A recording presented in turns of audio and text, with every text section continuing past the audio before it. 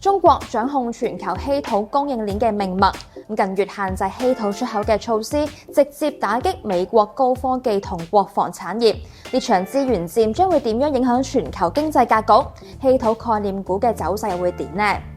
稀土係17種特殊金屬元素嘅統稱，佢哋分布分散，開採同提煉嘅難度都偏高，被譽為工業黃金，因為佢哋係現代高科技產業不可或缺嘅原材料。稀土行業包括上游礦山開採、中游稀土分離同提煉，下游係高端應用。中國壟斷咗行業嘅上游同中游產業鏈，從礦石到成品一條龍，而且提煉技術領先，具有顯著嘅成本優勢。